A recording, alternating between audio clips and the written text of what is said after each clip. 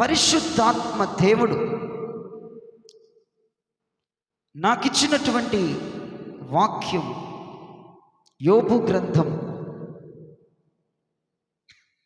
39వ అధ్యాయం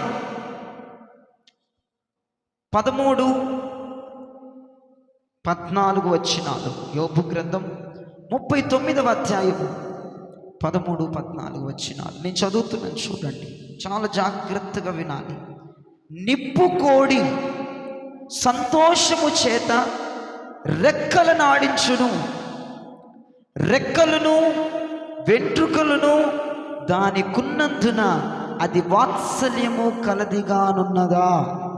14వ వచనం, లేదు సుమి, అది నేలను దాని గుడ్లను పెట్టును, ధూళిలో వాటిని కాచును. 15వ వచనం కూడా చూడండి, దేని పాదమైన వాటిని త్రొక్కవచ్చునైనను, అడవి జంతువు వాటిని చితక త్రొక్కవచ్చునైనను అనుకునకయే ఉన్నది. 16వ వచనం కూడా చూడండి, తన పిల్లలు తనవి కానట్టు వాటి ఎడల అది కాఠిన్యము చూపును, దాని కష్టము వ్యర్థమైనను దానికి చింత లేదు. 17వ వచనం మొట్టమొదటి లైన్ చూడండి, దేవుడు దానిని తెలివి లేనిదిగా చేసెను. అవి చూడండి, ఈరోజు నీకు ఒక పాఠాన్ని దేవుడు ఈ నిప్పు కోడి నుండి నేర్పించాలని ఆశపడుతున్నాడు. నిప్పు కోడిని చూపించి దేవుడు నీతో మాట్లాడాలని ససిద్ధముగా ఉన్నాడు. ప్రియ దైవజనమా, మీరు చాలా జాగ్రత్తగా నేర్చుకోవాలి. ఈరోజు నా ధ్యానాంశం, మన టైటిల్ ఏంటంటే, మీరు నిప్పు కోడిలాగా ఉండొద్దు. మీరు నిప్పు కోడిలాగా ఉండొద్దు. మనం నిప్పు కోడి గురించి చదువుకుంటున్నాం. మొట్టమొదటి మాట ధ్యానం చేద్దాం, కింద నుండి పైకి వెళ్దాం. 17వ వచనం మొదటి లైన్, దేవుడు దానిని తెలివి లేని దానిగా చేశాడు. నా వైపు చూడండి, మొట్టమొదటి పాయింట్ చెప్తున్నాను. నిప్పు కోడికి ఏమి లేదంట, గట్టిగా చెప్పాలి, తెలివి లేదు. అన్ని పక్షుల కంటే, జంతువుల కంటే వేగంగా పరిగెత్తగలిగినది నిప్పు కోడి. నిజం, చాలా వేగంగా పరిగెత్తిందంట నిప్పు కోడి. దానిని కోస్తే 200 కిలోలు తూగిద్దంట. నిజం, అది 200 కిలోలు తూగిద్దంట. దాని మెడ అడుగు సైజు ఉంటుంది. దాని పాదాలు ఎప్పుడు కూడా పరిగెత్తడమే. ఎందుకు పరిగెడుతున్నావు నిప్పు కోడి అంటే సమాధానం ఉండదు. ఏం లేదు, నిప్పు కోడికి తెలివి లేదు. అటు పరిగెత్తిద్ది, ఇటు పరిగెత్తిద్ది, గిరగిర తిరిగి మళ్ళీ ఒక దగ్గర ఆగిద్ది. ఏంటి నిప్పు కోడి? ఏంటి నీ ప్రయాస ఏంటి? నువ్వు దేనికోసం పరిగెడుతున్నావు? ఏమో తెలియదంటది. మరి ఎందుకు పరిగెడుతున్నావంటే ఏమో తెలియదంటది. దేవుడు అన్నాడు, నిప్పు కోడికి తెలివి లేదు అని మాట్లాడాడు. పౌలు మహాభక్తుడు అంటాడు, నేను గురి వద్దకు పరిగెత్తుచున్నాను. ఈ నిప్పు కోడికి ఒక గురి ఉండదండి. దాని ఇష్టం ఎట్లాగంటే అట్లా పరిగెడతా ఉంటుంది. ఆ ఊర్లో తిరిగిద్ది, ఈ ఊర్లో తిరిగిద్ది, ఈ సందులో తిరిగిద్ది, ఆ సందులో తిరిగిద్ది, ఆ ఏరియాలో తిరిగిద్ది, పరిగెత్తిద్ది. ఎందుకు నిప్పు కోడిని అలా పరిగెడుతున్నామంటే దాని దగ్గర సమాధానం ఉండదు. దేనికోసం పరిగెడుతున్నామంటే దాని దగ్గర సమాధానం ఉండదు. ఎవరి కోసం పరిగెడుతున్నామంటే దానికోసం సమాధానం ఉండదు. గిర్రం తిరిగిద్ది అనమాట. అక్కడ ఉన్న ప్లేస్లోని గిరగిర తిరిగి మళ్ళీ ఒక దగ్గర ఆగిద్ది. ఏంటి ఆశలు ఏంటంటే ఏమో అంటది. ఏమి లేదు, దానికి తెలివి లేదు. తెలివి తక్కువది ఈ నిప్పు కోడి. అది తెలివి తక్కువది కాబట్టే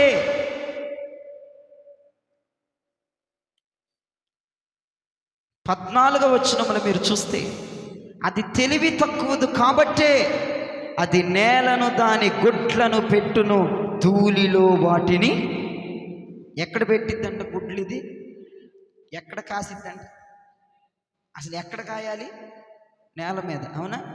ఎక్కడ గుడ్లు పెట్టిందో అక్కడ కాయ. ఇది ఎక్కడ కాస్తుంది? వెళ్ళి ధూళిలో కాస్తుందంటే దీనికి ఏమి లేదు, తెలివి లేదన్నాడు దేవుడు.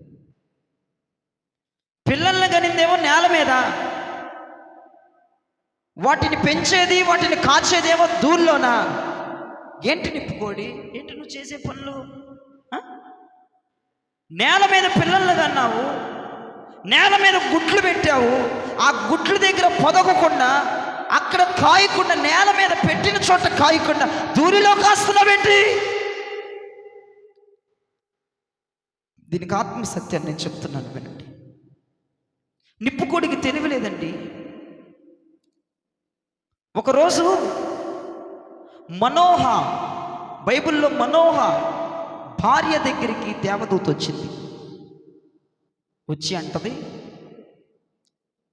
అమ్మా, నీవు గర్భవతి అవ్వబోతున్నావు, నీ కడుపున 12 బిడ్డ పుట్టబోతున్నాడు, ఇక నువ్వు గొడ్రాలివి కాదు, ఆ బిడ్డ ప్రతిష్టతతో పుట్టబోతున్నాడు అని చెప్పింది. దేవునికి స్తోత్రం. కత్తిని వేయకూడదు, అది వేయకూడదు, ఈ ప్రతిష్టత, ఇక నీ బిడ్డ ప్రతిష్టతతో పుడుతున్నాడు అని చెప్పింది. నువ్వు కూడా ప్రతిష్ఠించుకోవాలి, నువ్వు కూడా బిడ్డ కోసం కొన్ని పదార్థాలు మానేయాలి, కొన్ని చోట్లకి వెళ్ళటం మానేయాలి, కొన్ని సాంప్రదాయాలను మానుకోవాలి అని చెప్పింది. అవునా? ఓకే. లోపల పెరుగుతున్న బిడ్డ కోసం సాంప్రదాయాలు మానేసింది, కొన్ని పద్ధతులు మానేసింది, కొన్ని అలవాట్లు మానుకుంది. ఎవరి కోసం? ప్రతిష్ఠించబడుతున్న బిడ్డ కోసం, ప్రతిష్ఠించబడిన బిడ్డ కోసం. బిడ్డ పుట్టాడు, ఎదిగాడు, పెరిగి పెద్దవాడయ్యాడు. అవునా? పెరిగి పెద్దవాడయ్యాడు. ఎక్కడ కనింది మనోహ భార్య సంసోనుని? నేల మీద కనింది, నేల మీద గుడ్డు పెట్టింది, జీవము కలిగిన సంఘములో కనింది, దేవుని ఎదుట పిల్లల్ని కనింది. పిల్లల్ని కన్న తర్వాత ఈ మనోహ భార్య ఏం చెప్పాలి? పిల్లోడికి క్రమశిక్షణ నేర్పించాలి. ఏం జరిగిందంటే, సంసోను ఒకరోజు షోరేకుకు వెళ్ళాడు.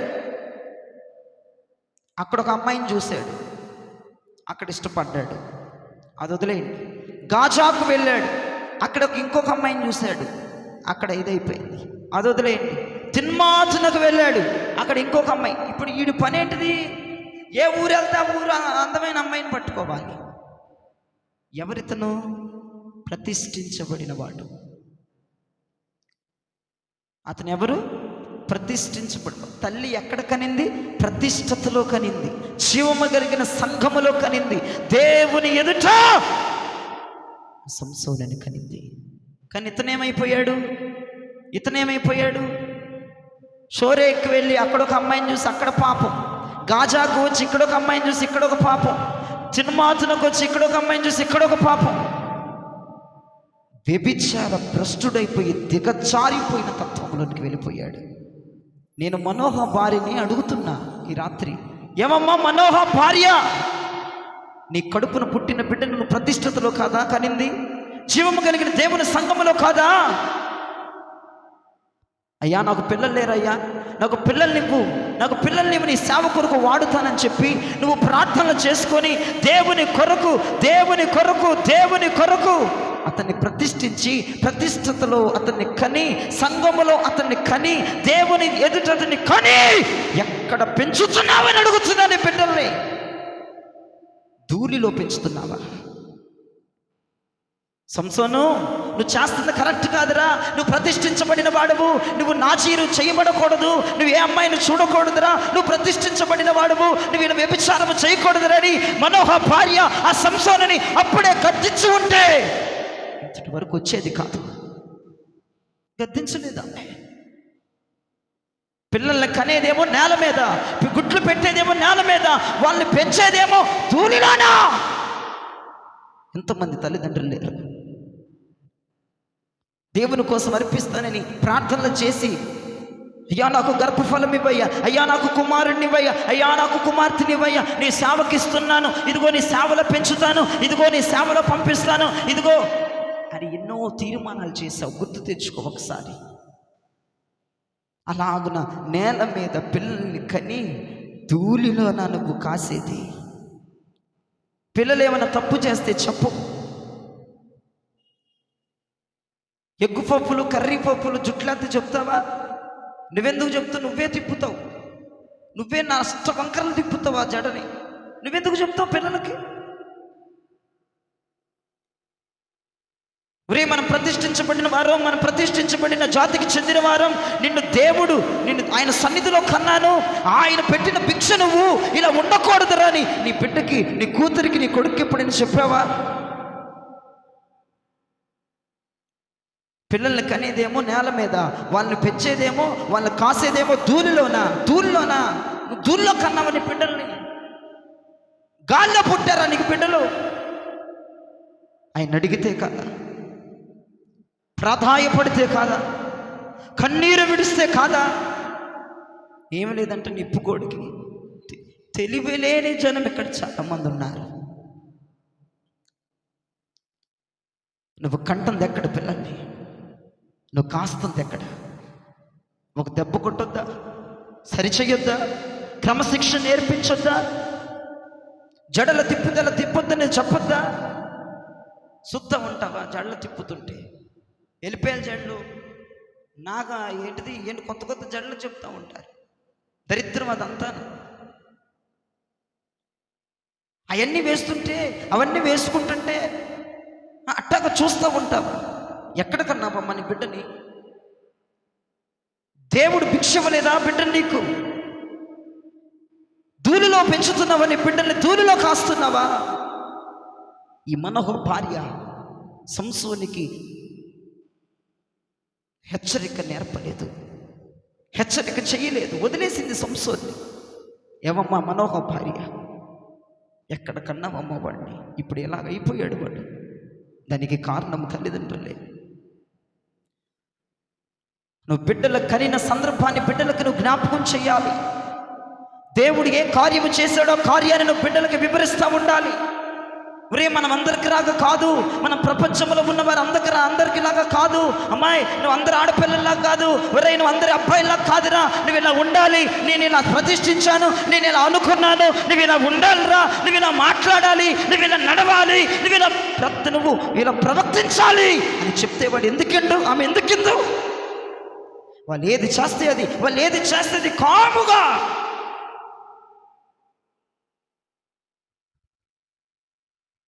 అర్థమవుతుందన్న వారి దేవునికి స్తోత్రం చెప్పండి. నిప్పుకోడికి ఏమి లేదట, నీకు తెలివి లేదు కాబట్టి నీవు కూడా నిప్పుకోడి స్వభావాన్ని కలిగి ఉన్నావేమో. దానికి తెలివి లేదంట. పిల్లల్నేమో నేల మీద పెట్టింది, గుడ్లు నేల మీద పెట్టి ధూళిలో కాస్తుందంట. ఎక్కడున్నారు పిల్లలు? నువ్వు ఎక్కడ కాస్తున్నావు? ఏంటి పిత్తర చూపులేంటి? పిల్లల జీవితం పాడైపోతుంది, పిల్లల జీవితం అనగారిపోతుంది. నువ్వు గాలిలో ఏం చూస్తున్నావు? తెలివి లేదా? నువ్వు గాలిలో చూడమన్నా నేను దేవుడు నీకు పిల్లల్ని ఇచ్చింది. దానికి అసలు ఎట్లా ఉంటుందంటే, అసలు చదువుతుంటే నాకు భలే ఆశ్చర్యం అనిపించింది. 15వ వచనాన్ని చూడండి. దేని పాదమైన వాటిని త్రొక్కవచ్చునని అయినను, అడవి జంతువు వాటిని చితక త్రొక్కవచ్చుననైనను అనుకొనకయే.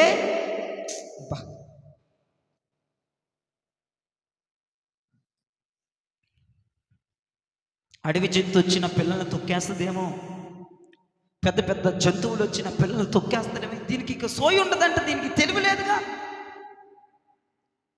పిల్లలు బయటికి వెళ్ళారు, ఏం చేస్తున్నారు, ఎక్కడున్నారో, ఏం తింటున్నారో, ఏం చేస్తున్నారో, ఎవరితో ఉన్నారో అనవసరం. వీళ్ళకి ఏసీ ఆన్ చేస్తారు, హాయిగా పడుకుంటారు. వాడు ఎప్పుడన్నా రాని, ఆమె ఎప్పుడన్నా రాని, వాళ్ళ ఇష్టం. రాత్రులు 11ంటికి వచ్చిన ఎందుకు, ఎక్కడున్నారా, ఏం చేస్తున్నామని అడగరు. హలో, తెలివి లేని వారు చేసే పనులు అవన్నీ కూడా జ్ఞాపకం చేసుకో. నిప్పుకోడిలో తెలివి లేనితనం ఉందంట, దానికి అసలు తెలివి లేదట. దేవుడు చూడు ఎలా రాశాడో నిప్పుకోడి గురించి బైబిల్లో. తెలివి లేదంట దానికి. పిల్లల్నేమో నేల మీద పెట్టి ధూళిలో కాస్తుందంట. బుర్రందా నిప్పుకోడి నీకు? నీ పిల్లలు అలా ఉంటుంటే నువ్వు చెప్పొద్దా? నీ పిల్లలు అలా ప్రవర్తిస్తుంటే నువ్వు చెప్పొద్దా? ఏం నువ్వు చేసే పనులు? వారి జీవితాలు పాడైపోతాయి.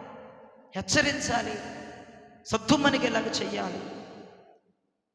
పిల్లల్ని అడవి జంతువులు వచ్చి తొక్కుతాయేమోనన్న ఫీలింగ్ కూడా దీనికి ఉండదంట. అసలు ఏంటో మరి నాకు అర్థం కాదు. మరి ఎందుకు కంటుందో పిల్లల్ని, ఎందుకు కని వదిలేస్తుందో గాలికి అర్థం కావట్లేదు. కొంతమంది తిట్టే తిట్లు ఎలా ఉంటాయి, పిల్లల్ని కని ఏమంటారు, పిల్లల్ని కని గాలికి వదిలేసావా అంటారు. పిల్లల్ని కని గాలికి వదిలేసావు నువ్వు అని అంటారు.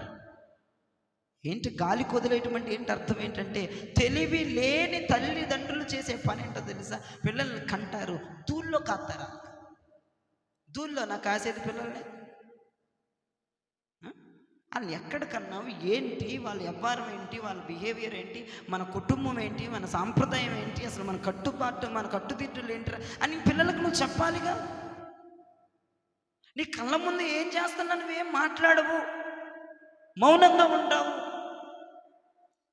నువ్వేమి ఉలకవు పలకవు. నాకేం అర్థం కావట్లేదు. అవి తెలివిలేని తల్లిదండ్రులు చేసే పని. నీ పిల్లలు చాలా జాగ్రత్త అండి. చెయ్యి దాటిపోతారు, జీవితాలు నాశనం అయిపోతాయి. జ్ఞాపకం చేసుకోండి. కీర్తనకారుడు అంటున్నాడు, 82వ కీర్తన 5వ చరణములో కీర్తనకారుడు ఒక మాట అన్నాడు చూడండి. 82వ కీర్తన 5వ చరణం. జనులకు తెలివి లేదు, జనులకు తెలివి లేదు, వారు గ్రహింపరు, వారు అసలు గ్రహింపరు.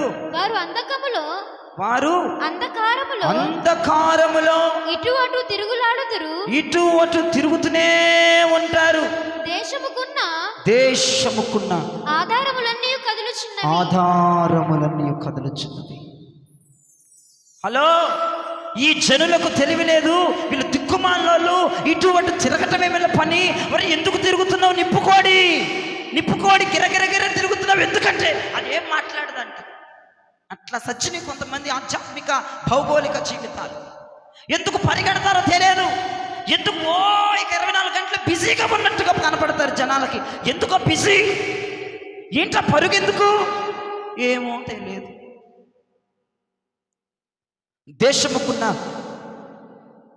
దేశముకున్నటువంటి ప్రయోజనాలన్నీ కూడా కదిలిపోతున్నాయి.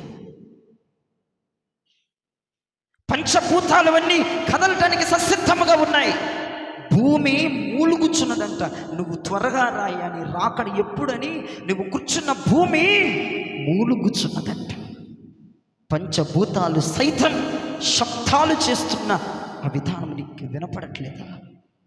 భూమి ఘోష పెడుతుంది ఆయన రాకడ కొరకు.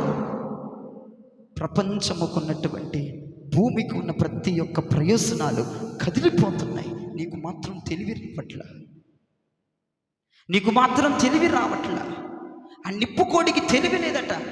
అది పెరిగింది కానీ ఇంత ఎత్తున ఉంటుంది. అన్ని పక్షులకల్లా ఇది ఇంత ఎత్తున ఉంటుంది. నేను ఫోటో పెట్టా చూడండి, నిప్పుకోడి ఫోటో. దాని మేడ ఎంత బాగుంటుంది. ఇది ప్రయోజనం ఎందుకు?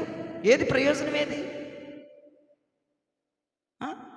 పరిగెత్తడానికి మళ్ళీ అతివేగంగా పరిగెత్తింది, మళ్ళీ ఏది పరిగెత్తలేదు దాని అంత స్పీడ్. ఎందుకే పరిగెందుకేంటి ఏమీ చెప్పదు.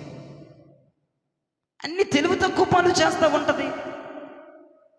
నేల మీద పిల్లలకైనా ధూళిలో పెంచడం ఏంటి, ధూళిలో కాయడం ఏంటి? అసలు జంతువులు ఏమైనా వచ్చా గుడ్లను తొక్కుతాయో లేదన్నటువంటి దానికి ఫీలింగ్ ఉండదంట. వదిలేస్తుందంట పిల్లల్ని గాలికి. ఏంటి అసలు నాకు అర్థం అవ్వట్లేదు.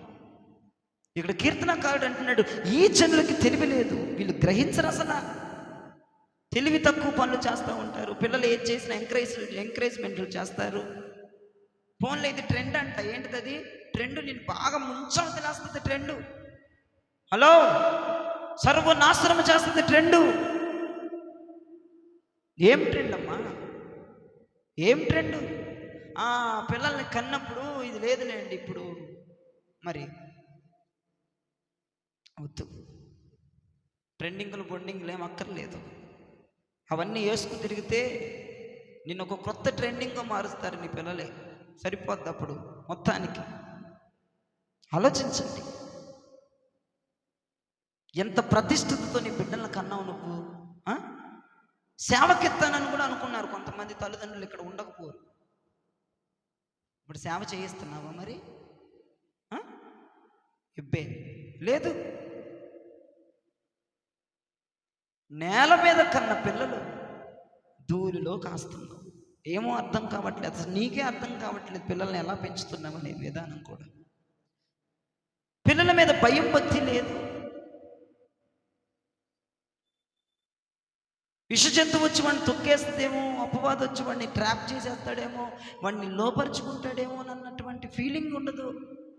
తెలివి ఉంటేనే అసలు నీకు ఇవన్నీ ఆలోచించడానికి, పిల్లల పట్ల బాధ్యత వహించడానికి. జ్ఞాపకం చేసుకోండి, కొంతమంది తల్లిదండ్రులు మీ చిన్న వయసు ఉన్నారు, నీ పిల్లలు ఇప్పటి నుంచే తెలివితో నువ్వు పని చేయాలని నేను ఆశపడుతున్నాను. దేవునికి స్తోత్రం. నిప్పుకోళ్ళలాగా ఉంటావా? దానికి తెలివి లేదు, తెలివి తక్కువది. అది అట్టకున్నామనుకో నువ్వు కూడా అట్టగైపోతావు. జ్ఞాపకం చేసుకో. నిప్పుకోడిలో ఉన్నటువంటి రెండవ స్వభావాన్ని చెప్తా చూడండి. మొదటి స్వభావం ఏంటి? దానికి తెలివి లేదు. దాని రెండవ స్వభావం చెప్తాను చూడండి. అదే యోబు గ్రంథం 39వ అధ్యాయము 16వ వచనము కింద లైన్ చదువుతున్నా చూడండి. దాని కష్టము వ్యర్థమైనను దానికి చింత లేదు. ఏమి లేదంట నిప్పుకోడికి. ఫస్ట్ది ఏమి లేదు నిప్పుకోడికి, తెలివి లేదు. రెండోది నిప్పుకోడికి ఏమి లేదు, ఆయనకి చింతపోడు ఏముంటుంది దానికి. ఇక హ్యాపీగా ఉంటుంది, చింతలేని జీవితం. చిన్న కుటుంబం, చింతలేని జీవితం. దానికి చింత ఉండదు.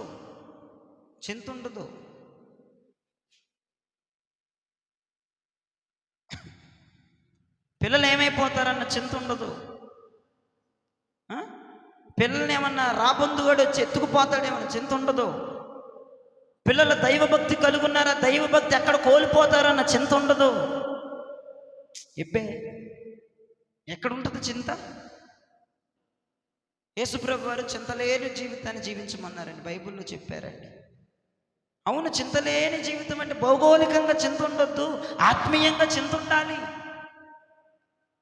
దాని ప్రయాస వ్యర్థమైపోయినను దానికి చింత లేదు. నిప్పుకోడి, హలో నిప్పుకోడి నిన్నే పిలుస్తుంది. ఏంటి మొహం దాచుకుంటున్నావు? ఇన్ని రోజులు ఉపవాసం ఉన్నావు, ఏమి సాధించావు? దానికి చింత లేదు. అరే 21 రోజులు అభిషేక ప్రార్థనలు పెట్టారు, 10 రోజులు అభిషేక ప్రార్థనలు పెట్టారు, ఒక్క అభిషేకం కూడా నేను పొందుకోలేదు, ఒక్కటి కూడా నాకు రాలేదు. ఇంత ప్రయాసపడ్డాను, ఇంతగా పరిగెత్తాను, ఇంతగా ముందుకు వెళ్ళాను, అయ్యో ఒక్కటి కూడా రాలేదే అన్న చింత ఉండదంట ఈ దయ్యం నిప్పుకోడికి. వస్తుంది, రావటానికి వస్తుంది, ప్రార్థనలకి ఉండటానికి ఉపవాసాలు ఉంటుంది. ప్రయాస ఆ ప్రయాస వ్యర్థమైపోతుంటే దానికి చింత లేదంటండి. హ్యాపీగా దిట్టంగా కనపడుతుంది వారం. ఏరా 10 రోజులు వచ్చి అభిషేకం పొందుకోలేదుగా, వస్తుందిలేండి. ఎక్కడి నుంచి వస్తుంది? ఊడిపడిద్దా? ఎక్కడి నుంచి వచ్చిద్ది? అసలు ఈ ముఖంలో చింత ఉన్నట్టు కనపడుద్ది అసలు? అయ్యో, ప్రతి అయ్యగారు ప్రతి సంవత్సరం ఏప్రిల్ 10 రోజులు పెడుతున్నారు, ఇన్ని సంవత్సరాలు నేను పాల్గొన్నాను, ఒక్కసారి కూడా నేను ఆత్మను పొందుకోను అని చింత అసలు ఎందుకు కనపడదో నాకు అర్థం కాదు. మొఖాల్లో ఒక్కొక్కరు మొఖాలు 1000 వాల్స్ బలుపుల్లాగా మెరిసిపోతా విలవిలవిలవిలాడుతూ ఉంటాయి. నాయన నువ్వు ఉపవాసం ఉండొచ్చావు నాయన 10 రోజులు, చింత లేదా? వస్తుందిలే అయ్యగారు, వస్తుందిలే. ఎక్కడికి పోతుంది? రాకుండా. యేసుప్రభు వారు ఇది కాదేమో నా కొరకు పెద్ద బహుమానం, పెద్దది ఇస్తాడ్రా, పెద్దది ఇస్తాడు నీకు. ఈ 10 రోజులు పొందుకోలేదంటే వీడి కోసం పెద్దది దాశాడట. నీ ఉపవాసాలు, నీ తీర్మానాలు, ఎక్కడి నుంచి అక్కడికి రావటాలు, ఇవన్నీ ప్రయాస అంతా నీ వ్యర్థమైపోతుంటే అసలు నీకు ఈ ఉలుకు పులుకు ఏముండదా? నాకు అర్థం కాదు. ఆ ఉలుకు పులుకు లేకుండా ఉంటుందంట నిప్పుకోడి. దాని ప్రయాస అంతా వ్యర్థమైపోయింది. కష్టపడి పిల్లల్ని పెట్టింది, వినండి, కష్టపడి పిల్లల్ని పెట్టింది నేల మీద. ఆ పిల్లల్ని అడవి జంతువులు తొక్కుతున్న దానికి చింత లేదంట. ఏంటది మరి? నిప్పుకోడి కష్టపడి పిల్లల్ని కన్నావు కదమ్మా, ప్రసవ వేదన కలిగి పిల్లల్ని కన్నావు కదమ్మా, ఆ పిల్లలు నీ కళ్ళ ముందు నాశనం అయిపోతున్నారు, నీకు చింత లేదా? చింత లేదు. అడవి జంతువులు దాన్ని తొక్కేస్తున్నాయి, నిప్పుకోడి నీ పిల్లలమ్మా, చింత లేదు. కొంతమంది జీవితాలు అట్లా కనపడతాయి, ప్రయోజనం లేకుండా బ్రతుకుతారు అంతే. వారు ప్రయాసపడతారు, మళ్ళీ కాదనట్లేదు. అయ్యగారికి ఏదంటే చేసి పెడతారు, కాదనట్లేదు. కానుకలు ఇస్తారు, కాదనట్లేదు. చర్చిలకు వస్తారు, కాదనట్లేదు. ఎక్కడ ప్రేయర్లన్నా వాళ్ళ ధనాన్ని, వాళ్ళ బలాన్ని, వాళ్ళ సమయాన్ని ఖర్చు చేసి మరీ వస్తారు. వాళ్ళ సమయము, బలము, ధనము వ్యర్థమైపోతున్న వీళ్ళకి చింత. ఒకవేళ అది నువ్వేనేమో, చింత లేకుండా బ్రతుకుతున్నవేమో నీ జీవితంలో. హలో బ్రదర్, సహోదరి, ఆలోచించండి. నీవు పడుతున్న ప్రయాసకి ఏమన్నా దక్కుతుందా? ఉపవాస ప్రార్థనలకు వచ్చేవి ఏమైనా దక్కిందా? అభిషేక ప్రార్థనలకు వస్తే ఏమైనా దక్కుతుందా? ప్రయాస అయితే బాగానే కనపడుతుంది, ఏం దక్కట్లేదుగా. అట్లా ఉన్నావేంటి మరి అంత హ్యాపీగా, అంత సంతోషంగా ఉన్నావుగా, అందరితో కలవెడిగా మాట్లాడుతున్నావుగా, చింతలేని ముఖం పెడుతున్నావుగా, ఉల్లాసగా పెద్దాసగా తిరుగుతున్నావుగా.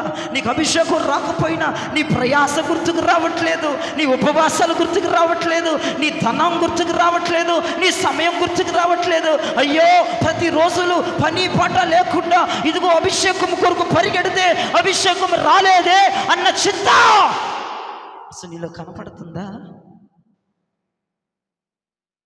అస్సలు హ్యాపీ. 21న మొదలైన అభిషేక ప్రార్థనలు చక్కగా జరుగుతున్నాయి. ఎవరైనా స్నాక్స్ ఇస్తున్నారు, సంచులో వేసుకోండి, 2 నోట్లో వేసుకోండి, పరిగెత్తడం ఇంటికి. ఏమన్నా మేమా నిప్పుకోడి, హలో ఈరోజు ఏదో అభిషేకం అన్నాడు, పొందుకున్నావా? పొందుకోలేదులే, రేపు మళ్ళీ 30వ తారీఖు ఇస్తాడు అన్నీ అని బూందినే వాళ్ళు ఏది ఇచ్చింటాడు, ఎన్ని నోట్లో వేసుకుంటే మెట్లు దిగావు, సగం సంచిలో దోసావు. ఇదే ఇక చింత లేదు నీకు, ఇక చింత ఏముంది నీకు, పని పాట ఏముంది నీకు? ఇక మళ్ళీ రావటానికి పనులు మానుకొని వస్తున్నావు, రావటానికి ఆరోగ్యాన్ని కూడా లెక్క చేయట్లేదు, మొత్తం బాగానే ఉంది. నేను చెప్తుంది అర్థమవుతుందని మరి దేవునికి స్తోత్రం చెప్పండి. ఈ నిప్పుకోడికి ఏమి లేదు, మరి బాబా చింత లేదు నాయన, మళ్ళీ ఫస్ట్కి వెళ్ళావేంటి? ఏమి లేదు, చింత లేదు. నీకుందా? నీకు అసలు చింత ఉందా? నువ్వు పడిన ప్రయాసంతా వ్యర్థమైపోతుందని చింత నీలో ఉందా? నువ్వు పడిన ప్రయాసంతా నష్టపోతుందన్న చింత నీలో ఉందా? ఆలోచించండి. ఎంతమంది చింత లేని జీవితాన్ని జీవిస్తున్నారో అది నిప్పుకోడి స్వభావం. దేవునికి నచ్చదు అలాగా. చింత కలిగి ఉండాలి ఆత్మీయ జీవితాల్లో. ఇంత ప్రయాసపడుతున్నాను ఏమీ పొందుకోవట్లేదే అని గుండె భారం ఉండాలి, ముఖములో చింత యావత్తు కనపడాలి. నీ ప్రార్థనలో అధికమైనటువంటి ప్రార్థనలు ఎక్కువ అవ్వాలి.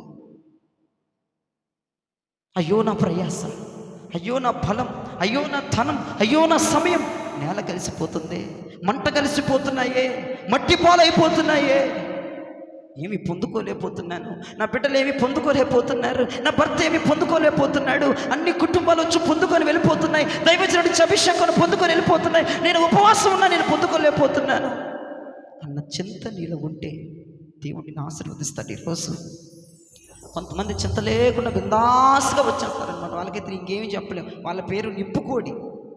నిప్పుకోడి అని పిలుస్తాను రేపటి నుంచి. నేను వాళ్ళు అర్థం చేసుకోండి, ఎవరు నిప్పుకోడి సరిపోద్ది. అర్థమైందా? నిప్పుకోళ్ళ చింత ఉండకుండా తిప్పుకుంటూ వెళ్తుందంట. ఏంటి నీ కష్టమేనా? పోనే పోనే పోనే పోనీ పోనీ ఏంటి పోనీ ఏంటి పోనీ అలాంటి స్వభావం మీలో ఉందేమో దయచేసి తీసేసుకోండి రాత్రి. అది మంచిది కాదు, అలాగా చాలా తప్పు అది. ఆ స్వభావాన్ని నువ్వు తీసేసుకోవాలి. Praise the lord. ఇక నిప్పుకోళ్ళ 3వ స్వభావం చెప్తాను. నిప్పుకోళ్ళ 3వ స్వభావం చెప్తాను. యోబు గ్రంథం 39వ అధ్యాయం అదే 16వ వచనం మొట్టమొదటి లైన్ చదువుతున్నా. తన పిల్లలు తనవి కానట్టు వాటి ఎడల అది కాఠిన్యము. నిప్పుకోడి ఏమి కలిగిందట? కాఠిన్యము కలిగినద నిప్పుకోడట. కాఠిన్యం అంటే కఠినం. కఠినం. తల్లిదండ్రులు ఏడుస్తున్నారు, వరే మార్రా మార్రా నాన్న, మార్రా నాన్న, మార్రా నాన్న, మన పరువు పొద్దు మార్రా, మన జీవితం నాశనం అయిపోద్దు మార్రా, మన బంధువులందరూ మన మీద ఉమ్మేస్తారా మార్రా, ఆ స్వభావాన్ని మార్చి. వీడికి పట్టిద్దా అలాగా అని ఆ గదిలోకి వెళ్ళిపోతాడు. వీడు ఇంత టెక్కు అనుకున్నారు. నిప్పుకోళ్ళకి చాలా టెక్కు, మామూలుగా ఉండవు నిప్పుకోళ్ళు. కాఠిన్యం.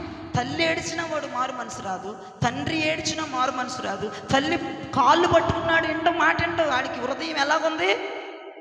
కఠినంగా సచ్చింది వాడి హృదయం అంతా కూడా. భర్తని భార్య వేడుకుంటుంది, భర్తకి కఠినం. భర్త భార్యను వేడుకుంటాడు, భార్య కఠినం. ఏంటో మరి నాకు అర్థం కాదు. హృదయం కఠినపరిచేసుకుంటూ ఉంటారు. ఎవరు ఏడ్చినా లొంగరు, ఎవరు ప్రాధాయపడినా లొంగరు. ఒరే మార్రా నానా, నాన్న మారు నాన్న, నీ జీవితం బాగుపడిందిరా, నీకు ఏది కావాలంటే అది కొనిస్తారా, మార్రా, నీ పద్ధతి మార్చుకోరని తల్లిదండ్రులు ఒక పిల్లోడు చేతులు పట్టుకొని అడుగుతుంటే బతిమలాడుతుంటే చేతులు ఇసురు కొట్టి బయటికి వెళ్ళిపోయాడంటే ఆడికి ఏమైనా ఉందా? కాఠిన్యం వాడి హృదయం అంతా. కడుపును పుట్టినటువంటి కొడుకు కన్న తల్లిని ఎంత రోదన, హృదయ వేదనకు గురి చేస్తున్నాడు. ప్రపంచంలో ఎంతమంది చూడట్లేదు మనం. తల్లి కళ్ళ ముందు ఏడుస్తుంటే బిడ్డ నవ్వుకుంటున్నాడు పగలబడి. తల్లిదండ్రులు ఇద్దరు పిల్లల కోసం ప్రయాసపడి ఏడుస్తుంటే పిల్లలు హృదయ కాఠిన్యం. భార్య భర్త కోసం ఏడుస్తుంటే భర్తలో కరగని గుండె, హృదయ కాఠిన్యం. వాళ్ళ పేరేంటో చెప్పన? నిప్పుకోడి. కఠినం కలిగింది. తన పిల్లల మీద దానికి ఏంటి చెప్పరేంటండి? తనది కానట్టుగా నా పిల్లలు కాదాలన్నట్టు ఉంటుందంట. ఈడు కూడా అంటే ఏడ్చేది రోడ్డును పోయేది అనుకుంటాడు ఈడు. తల్లి అనుకోడు. తల్లి అనుకుంటే ఎప్పుడు ఈడు హృదయం మారేది. మీరు నన్ను కూడా అలానే చేస్తారు కదా. ఉపదేశాలు ఎన్ని చెప్తున్నా హృదయం కఠినపరుచుకున్నావు ఎందుకు? అంటే రోడ్లు పోయేవాడు వాక్కుంటా ఉంటాడు అనుకుంటున్నావా? అంతేగా. ఈ నిప్పుకోడంట పిల్లల్ని కానీ ఆ పిల్లలు నాయ కాదన్నట్టుగా నడిచిద్దంట టెక్కుగా రోడ్డు మీద. పిల్లల్ని అంటి పెట్టుకొని నడవదంటే ఇది. పిల్లలు ఒకవైపు ఇది ఒకవైపు స్టైల్గా. పిల్లవని కుర్రదానిలాగా ఉండాలిగా, అవునా? కొంతమంది అమ్మాయి భయంకరమైన వాళ్ళు ఉంటారండి, చెప్పకూడదులే కానీ ఎందుకులే కానీ వచ్చిన తంట. వీళ్ళు నా పిల్లలని చెప్పుకోరు బయట.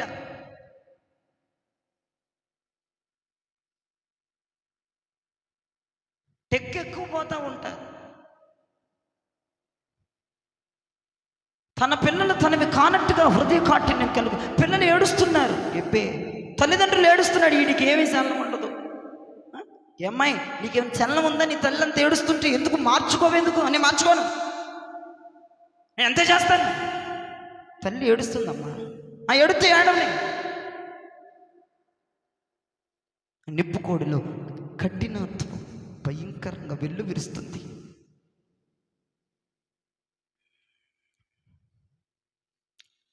ఆలోచించండి ప్రియదర్శనమా, నీ హృదయం ఎందుకు కఠినపరుచుకున్నావు ఒకసారి ఆలోచించు. దైవజనుడు ఉపదేశాల మీద ఉపదేశాలు చెప్తుంటే అది మాట వినకుండా ఎందుకు నీ హృదయాన్ని కఠినపరుచుకుంటున్నావు? ఎందుకు నీ హృదయం అంతా నువ్వు గాయపరచు కఠినంతో? అసలు ఎన్ని చెప్పినా వింటలేదు ఎందుకు? దైవజనుడు ఎన్ని చెప్తున్నా వింటలేదు ఎందుకు? నువ్వు ఫరో కంటే దారుణం అయిపోతున్నావు కదమ్మా. ఫరో హృదయం అంటే ఎన్ని చేసినా కఠినంగా ఉంటుందంట. ఆడికంటే నువ్వు బేభత్సం అయిపోతున్నావుగా. ఎన్ని వాక్యాలు చెప్పి అదే చేస్తావు ఇంటికి వెళ్ళి. మళ్ళీ కాఠిన్యత లేదా నీలో అని అడుగుతున్నాడు దేవుడు. ఇక్కడ ఎన్ని వాగు, దైవజనుడు ఎన్ని వాగుడు వాగని పట్టనట్టుగా మళ్ళీ కొంపకెళ్ళి అదే పనులు చేయటం. ఏముంది అసలు నీలో? అది హృదయ కాఠిన్యం కాదా? అది ఒళ్ళు దురుసుతనము కాదా? అది పొగరతనము కాదా? అది టెక్కుతనము కాదా అని అడుగుతున్నాడు దేవుడు నిన్ను. సమాధానం చెప్పు. ఎందుకు నీ హృదయాన్ని కాఠిన్యపరుచుతున్నావు? ఎఫెసీ పత్రికలో భక్తుడైన పౌలు గారు అంటున్నారు, 4వ అధ్యాయము 18వ వచనాన్ని ఒకసారి తీయండి. ఎఫెసీ పత్రిక 4వ అధ్యాయము 18వ వచనం. వారైతే అంధకారమైన మనసు గలవారై తమ హృదయ కాఠిన్యము వలన తమలోనున్న అజ్ఞానము చేత దేవుని వలన కలుగు జీవములో నుండి వేరుపరచబడిన వారై, అదుగు అదుగు అదుగు అదుగు, తమ కాఠిన్యము చేత దేవునిలో నుండి వచ్చు చదవేంటమ్మాయి, దేవుని వలన కలుగు జీవములో నుండి వేరుపరచబడిన వారై. నా వైపు చూడండి. దేవునిలో నుంచి కలుగు జీవములో నుండి వేరుపరచబడతారండి. ఎవరో? హృదయ కాఠిన్యులు. ఆయన జీవములో వీళ్ళకి పాలుభాగస్తులు ఉండరంట. ఆ నిత్య రాజ్యములో వీళ్ళకి అవకాశం ఉందంట. వాళ్ళ హృదయం కఠినపరుచుకుంటున్నారు. దైవజనుడు ఒక పక్కన వారం ఏడుస్తూ ఉన్నాడు. ఎన్నో ఉపదేశాలు చెప్పి మారండమ్మా ఇలా చెయ్యండి, ఇలా ఉండండి అంటే పట్టదు నిప్పుకోడికి. మాకు ఏసీ సుఖమరిగిపోయింది అనుకుంటున్నాను నేనైతే, లేదంటే మిద్దె మీద లైఫ్ సుఖమరిగిపోయింది అనుకుంటున్నాను. ఏం పట్టట్లేదా నిప్పుకోడి నీకు? బుధవారం అదే చెప్పే, శుక్రవారం అదే చెప్పే, ఆదివారం అదే చెప్పే. ఎన్నిసార్లు చెప్పమంటావు దైవజనుడు? మరలా అదే పని చేస్తున్నావేంటి? ఎందుకు మార్చుకున్నావు అలాగ నీ హృదయాన్ని కాఠిన్యంగా? హృదయ కాఠిన్యులు దేవునిలో నుంచి జీవములో నుండి వేరు చేయబడతారంట. గుర్తుపెట్టుకోమాట. ఆయన జీవములో నీకు పాలి భాగస్తులు ఉండదంట. ఆయన జీవములో పొత్తు ఉండదంట. ఆయన జీవములో కలయిక ఉండదంట. గుర్తుపెట్టుకో. హృదయ కాఠిన్యం వదిలిపెట్టమని దేవుని పక్షమని నేను వేడుకుంటున్నాను. దేవునికి స్తోత్రం. 13వ వచనంలో ఆ నిప్పుకోడు గురించి ఒక మాట ఉంది. యోబు గ్రంథం 39:13లో ఆ నిప్పుకోడు గురించి ఒక మాట ఉంది. వాత్సల్యము కలదిగా నున్నదా? లేదు సుమి. అసలు నిప్పుకోడికి వాత్సల్యం ఉందంట? కనికరం ఉందా? ప్రేమ ఉందా? జాలుందా? మంచి మనసు సచ్చిందా? దాంట్లో ఏమీ లేదు. కఠినం. అయ్యో నా తల్లి ఏడుస్తుంది, నా దైవజనుడు ఇన్నిసార్లు చెప్తున్నాడులే, నా తండ్రి ఇన్నిసార్లు చెప్తున్నాడు, నేను వినాలి అన్న వాత్సల్యం ఉండదంట దీనిలో ఉన్న. అసలు దీంట్లో లేనిదేదంట కనికరం అంట. దీంట్లో లేనిదే. ఎవ్వడి మీద జాలి పడదంట, ఎవ్వరి మీద జాలి రాదంట. అయ్యో పాపం అని అనుకోదంట నిప్పుకోడి. నీకు తెలియని నిజాలు దేవుడు బైబిల్లో రాశాడు నిప్పుకోడు గురించి. వాత్సల్యం ఉండదు. కఠినం. ఎంత చెప్పు, ఏది చెప్పు, ఎవరు చెప్పు, ఎంత గట్టిగా చెప్పు, ఎబ్బే నాకు కాదు అంతే. చెప్పుకోరా, చెప్పుకో. కఠినం. నీకు మనసుంటే దైవజనుడి మీద కనికరపడి ఈరోజైనా, నా దైవజనుడు ఎన్నోసార్లు చెప్పాడు ఈ మాట, ఎన్నోసార్లు ఉపదేశించాడే, నేను వినట్లేదు. అయ్యో పాపం అనుకో చాలు. నీ జీవితంలో దేవుడు ఉన్నతమైనటువంటి ఆశీర్వాదాన్ని కలగజేస్తాడు. ఈ నిప్పుకోళ్ళ వాత్సల్యం లేదు, ఈ నిప్పుకోళ్ళ కనికరం లేదు, ఈ నిప్పుకోళ్ళ జాలి లేదు, ఈ నిప్పుకోళ్ళ కృప లేదు, ఏమీ లేదు. దీనికి ఎప్పుడు కఠినమే. ఎవ్వరు పోయినా పర్లేదు, ఎవ్వడు ఏడ్చినా పర్లేదు, ఎవ్వడు గుండెలు బాదుకున్నా పర్లేదు. ఇది చేసేది ఇది చేస్తుంది, వీడు చేసేది ఇది చేస్తాడు, వాడి ఇష్టం అది.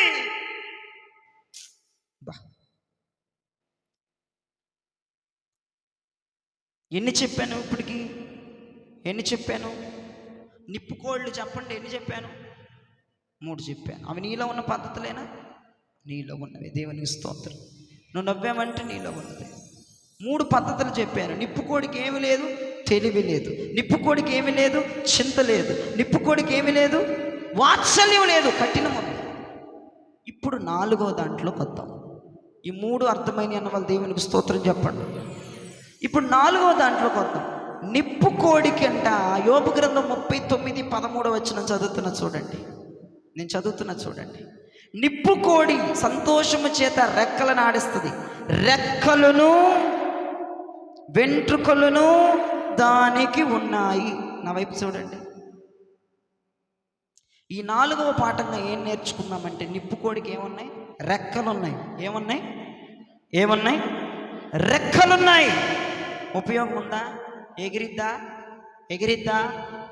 బాడీ పెంచింది ఇంత లావుని, ఎగరలేదా? బరువుతో ఎగరలేదేగా. బరువు చిన్న చిన్న గువ్వపెట్లు, చిన్న చిన్న పావురాలు వెత్తన ఎగురుతుంటే ఎంత బాగుంటుంది. పక్షిరాజు అంటే రెక్కల చాప ఎగురితే ఉన్నతమైన స్థాయిలోకి ఎగురుతాడండి పక్షిరాజు. మరి దీనికి పక్షిరాజు కంటే పెద్ద రెక్కలు ఉన్నాయి కానీ ఇది ఎగరొచ్చుగా. చెబుతున్నా, ఇది ఎగరొచ్చుగా. ఎగిరిద్దా? షోయింగ్ ఏమి లేదు, అక్కడ రెక్కలు ఉన్నాయి అంతే. ఆత్మసత్యం చెప్తున్నాను, గ్రహించండి.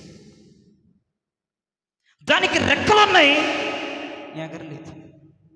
మరి నీకు రెక్కలున్నాయిగా. లేవా నీకు రెక్కలు? నీకు రెక్కలున్నాయిగా, ఎగురుతున్నావా? విశ్వాసం అనే రెక్కలు లేవా నీకు? విశ్వాసం అభివృద్ధి అవుతుందా? విశ్వాసం వెత్తని ఎగురుతుందా? విశ్వాసంలో తేడాలు వస్తున్నాయా? విశ్వాసం ఉంటే ఏం లాభం, ఏం ప్రయోజనం అంటున్నాను నేను. భక్తి ఉంది, ప్రతిష్ఠిత ఉంది, సమర్పణ ఉంది, ఏం లాభం? ఎగరట్లేదే, దినదినము పెంపొందించుకోవట్లేదే, నీ విశ్వాసాన్ని ప్రూవ్ చేసుకోవట్లేదే, నీ విశ్వాసం పరిపూర్ణం అవ్వట్లేదే. విశ్వాసం ఉందని చూపించుకోవడం కాదు, రెక్కలు చూపించుకోవడం కాదు.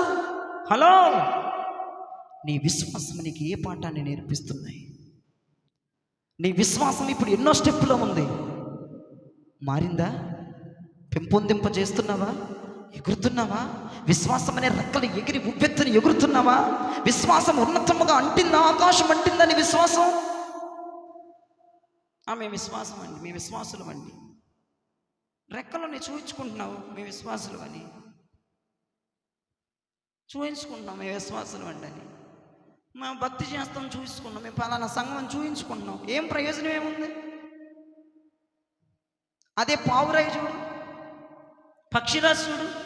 మరి నీ పక్షిరాజు కంటే పెద్ద రెక్కలు కదా, పావురాయి కంటే పెద్ద రెక్కలు కదా. చిన్న చిన్న పెట్లు ఎంత చక్కగా ఎగురుతాయో. ఏమమ్మా నీ విశ్వాసం మట్టి నేల మీద ఉంటుంది. విశ్వాసం ఆకాశం అని అంటట్లేదేంటమ్మా? ఆకాశాన్ని అంటట్లేదేంటి విశ్వాసం? మరి విశ్వాసం అనే రెక్కలు కనపడుతున్నాయి. ఆ విశ్వాసం అనే రెక్కలతో ఎక్కడి వరకు ఎగిరావు? విశ్వాసములో పరిపూర్ణత వచ్చిందా? భక్తిలో పరిపూర్ణత వచ్చిందా? ఎగురుతున్నావా అంటే ఏమి ఎగరట్లేదయ్యా. ఉన్నాయి రెక్కలు మాత్రం ఉన్నాయి, ఎగరట్లేదు. భక్తి మాత్రం ఉంది, పెరగట్లేదు. విశ్వాసం మాత్రం ఉంది, ఏది పెంపొందింపజేయబడట్లేదు. ఏదో ఉంది అంతే. ఏదో కలిగి ఉంటే అక్కడ సీనే ఉండదు. అక్కడ ఆ కలిగి ఉన్నది నిన్ను ప్రయోజకుల్ని చెయ్యాలి. యేసయ్యకు స్తోత్రం చెప్పండి. నువ్వు కలిగి ఉన్న విశ్వాసం నిన్ను ఆకాశానికంటే లాగా చెయ్యాలి. నువ్వు కలిగి ఉన్న భక్తి దినదినము పరిపూర్ణతలోనికి వచ్చినట్లుగా మార్చాలి. అది కదా అసలు లెక్క. భక్తి ఉంది, విశ్వాసం ఉంది, అది ఉంది, ఇది ఉందని చెప్పుకుంటూ కూర్చుంటే ఇంకెప్పుడు ఎగురుతావు? దీంట్లో ఎగిరే స్వభావం లేదంట. ఇంకో విషయం చెప్పండి, దాంట్లో స్వభావం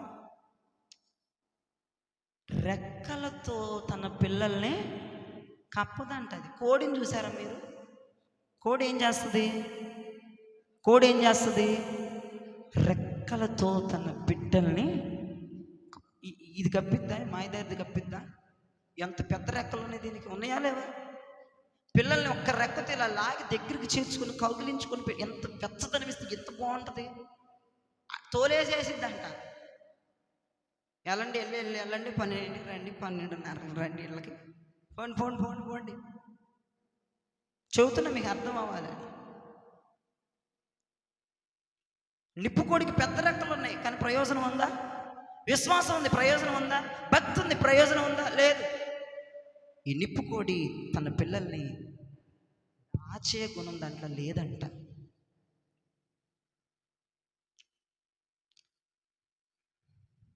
తన కుటుంబాన్ని దాచదంట, తన ఆత్మీయ జీవితాన్ని దాయదంట, తన భక్తి జీవితాన్ని అది కాపాడుకోదంట. బలాదూర్ బిందా వదిలేస్తుంది అంతే. పాతే పాని ఒక వేశ్య తన కుటుంబాన్ని కప్పుకుంది కదండి. ఒక వ్యభిచారము కలిగిన స్త్రీ తన తండ్రి కుటుంబాన్ని, తల్లి కుటుంబాన్ని ఆదరించి తన రెక్కలతో కప్పింది కదండి. నీ రెక్కలు ఏం చేస్తున్నాయి అని అడుగుతున్నాడు దేవుడి రాత్రి. రెక్కలు కలిగి ఉంటే ఒరిగేదేమీ లేదు. ఆ రెక్కలతో నీ కుటుంబాన్ని కప్పుకోగలుగుతున్నావా? నీ భర్తని కప్పుకోగలుగుతున్నావా? నీ బిడ్డల్ని కప్పుకోగలుగుతున్నావా? నీ భక్తి జీవితాన్ని, నీ సమర్పణ జీవితాన్ని, నీ వైరాగ్య జీవితాన్ని, నీ యొక్క ప్రతిష్ఠిత జీవితాన్ని కప్పుకోగలుగుతున్నావా అని అడుగుతున్నాడు దేవుడు. రెక్కలుంటే ఏం లాభం అయ్యా? రెక్కలుంటే ఏం లాభం? నీ జీవితాన్ని కప్పుకోలేని దురదస్తులో ఉన్నావు, నీ కుటుంబాన్ని కాపాడుకోలేని స్థితిలో ఉన్నావు. నువ్వు ఏం లాభం రెక్కలుంటే? ఆలోచించండి. ఇప్పుడు చెప్పుచున్న మాటలని దేవుడు నీతోనే మాట్లాడుతున్నట్లేదు. ఆ నిప్పుకోడి నువ్వే అన్నట్లేదు. ఏనాడైనా నీ కుటుంబాన్ని ఆదరించినయా? నీకు రెక్కలు నీ కుటుంబాన్ని కప్పాయా? ఒక వేశ్య రెక్కలు తన కుటుంబాన్ని కప్పుకున్నాయి కదండి. ఒక వ్యభిచారి యొక్క రెక్కలు తన కుటుంబాన్ని రక్షించుకుంది కదండి. మరి నీవు అడుగుతున్నాడు దేవుడు నిన్ను, నువ్వే సమాధానం చెప్పు. రెక్కలు కలిగి ఉన్నంత మాత్రాన సరిపోదు. ఎన్ని చెప్పాను ఇప్పటికి నేను? ఇప్పుడు 5వ చెప్తున్నాను. నిప్పుకోడికి రెక్కలు ఉన్నాయంట. నిప్పుకోడికి వెంట్రుకల గురించి చెప్తాం. చివరిగా చెప్తున్నాను, ముగిస్తున్నాను ఇక నేను. నిప్పుకోడికి ఏమున్నాయి? వెంట్రుకలు. వెంట్రుకలు దేనికి సాదృశ్యం అంటే దేవుడు చెప్పాడు మనోహ భార్యతో, మనోహ భార్య, నీకు ప్రతిష్ఠించబడిన బిడ్డ పుడతాడు, బిడ్డకి నాజీరు చెయ్యకూడదు, కత్తిర వేయకూడదు, కత్తిర వేయకూడదు, క్షౌరం చేపించకూడదు అన్నాడు. వెంట్రుకలు అన్న మాటకు అర్థం ఏంటంటే ప్రతిష్ఠత అని అర్థం. దేవునికి స్తోత్రం చెప్పండి. ఈ నిప్పుకోడికి ఏముందంటండి? ప్రతిష్ఠత అని చెప్పండి. ప్రతిష్ఠత తీసుకుంది ఇది. మళ్ళీ టెక్కు ఏం తీసుకుంది? అసలు ఏమి లేదు దానికి, ప్రతిష్ఠతే లేదు. ఏం తీసుకుంది? మళ్ళీ ప్రతిష్ఠత తీసుకుంది, ప్రతిష్ఠత లేదు. ఆమె ప్రతిష్ఠత తీసుకున్నానని ఊక్కుంటూ చెప్పిద్ది నిప్పుకోడి. ఎవ్వరికి లేదండి ప్రతిష్ఠత. నేనే తీసుకున్నానండి ప్రతిష్ఠత. ఏడ వరకు పెడుతున్నావమ్మా ప్రతిష్ఠత? ఎంట్రుకలు ఉన్నాయి, ఎంట్రుకలు చూపిస్తున్నావు అందరికి. ఏది చెప్తున్నా? దానికి వెంట్రుకలు ఉన్నాయట, ప్రతిష్ఠ ఉందట, తీర్మానం ఉందట, నిత్య నిబంధన ఉందట, భక్తి ఉందట, ప్రతిష్ఠత ఉందట, విశ్వాసం ఉందట.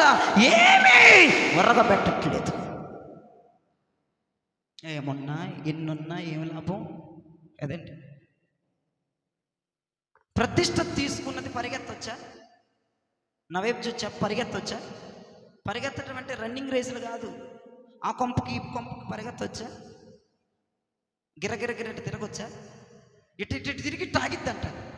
ఇట్టగా ఎందుకు తిరుగుతున్నావు ఏంటి చెప్పు? ఎందుకే తిరుగుతున్న ప్రతిష్ఠ? ఏమన్నాయి? మళ్ళీ పైపెచ్చి ఎంట్రుకలు ఉన్నాయి, ప్రతిష్ఠ ఉంది. ఫోన్లో చాటింగ్ లాగుతున్నాయా? ఏంటి దరిద్రం ఏంటి నాకు అర్థం కాదు. ప్రతిష్ఠత ఉంది, సొల్లు కబుర్లు లాగుతున్నాయా? నోటికి లేదు నీకు ప్రతిష్ఠత, కాళ్ళకి లేదు నీకు ప్రతిష్ఠత, చెవులకు లేదు నీకు ప్రతిష్ఠత, నీ శరీరానికి లేదా నీకు ప్రతిష్ఠత. అంటే జనాలకు చూపించుకోవడానికి ఉన్న ప్రతిష్ఠత. ఏమా ఫోన్కు పెట్టలేదు నువ్వు ప్రతిష్ఠత? దానికి కాదా నువ్వు తీసుకుంది? అవును, దానికి కాదులే. జాగ్రత్త, ప్రతిష్ఠ తీసుకున్న వాళ్ళు ఇక్కడ ఉన్నారు, జాగ్రత్త. ఈ నిప్పుకోడి కాళ్ళకి, దీని కాళ్ళకి ఆగదంటండి. దీని కాళ్ళు మరి ఇరిగిపోయిన బాగుండు. మీ కాళ్ళు కాదండి, నిప్పుకోడి కాళ్ళు. నన్ను అపార్థం చేసుకున్నారు. సన్నలాగా సన్నగుంటాయి, ఇంత పొడుగు సన్నగొట్టి ఎగిరి దూకిందంటే కిలోమీటర్ల దూరం వెళ్ళిపడిద్ది. రయ్యి రయ్యన చెంగు చెంగును చెంగు చెంగును చెంగు చెంగున పరిగెత్తిద్దంట. దానికి గురు ఉండదండి. మరి ఎందుకు పరిగెడుతుందో అర్థం కాదు అసలు. ప్రతిష్ఠత కనపడుతుంది, సంఘంలో ప్రతిష్ఠత తీసుకుంది, తీర్మానం. ప్రతిష్ఠ అంటే మేము తప్పించుకున్నామని అనుకుంటున్నారేమో. తీర్మానాలు, వడంబడికలు, దేవుడితో నిత్య నిబంధన, దేవుడితో నిత్య నిబంధనమైన సంబంధం మీరందరూ చేసుకున్నారు. వరగ పెడుతుందా అది ఏమన్నా? వరగ పెడుతుందా ఏమన్నా? పొయ్యి మీద మాడింది చూసుకోవాలి. నీ తీర్మానం మాడి కంపు కొడుతుంది చూసుకోవాలి. దేవునితో చేసిన తీర్మానం ఏంటి? నువ్వు చేస్తున్న పనులేంటి?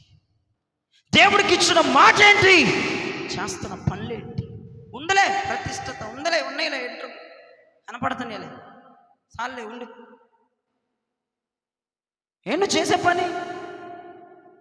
కాళ్ళకి గ్యాప్ ఇవ్వు, నోటికి గ్యాప్ ఇవ్వు, చెవులకి గ్యాప్ ఇవ్వు, చేతులకి గ్యాప్ ఇవ్వు, ఆలోచనలకి గ్యాప్ సావదు. వీటికి లేవయ్యా ప్రతిష్ఠత?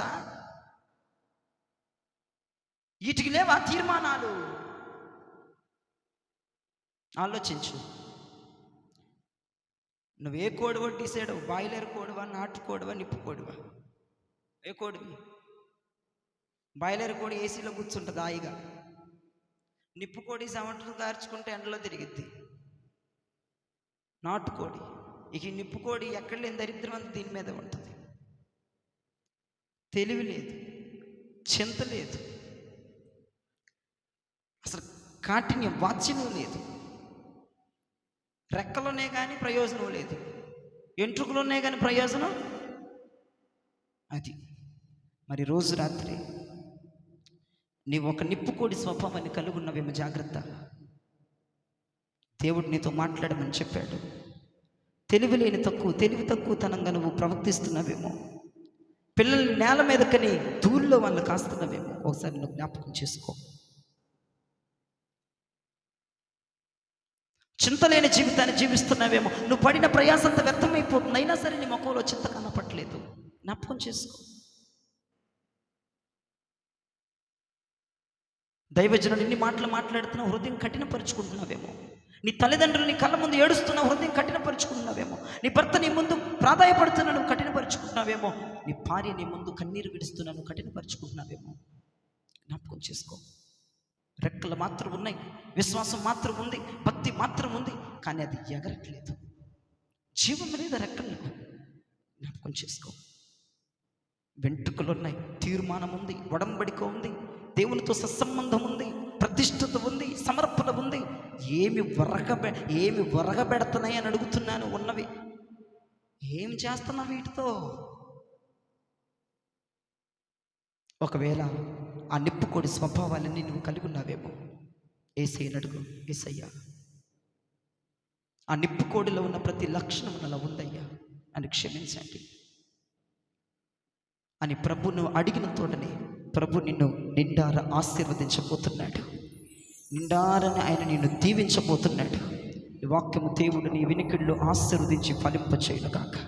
ఆమేన్.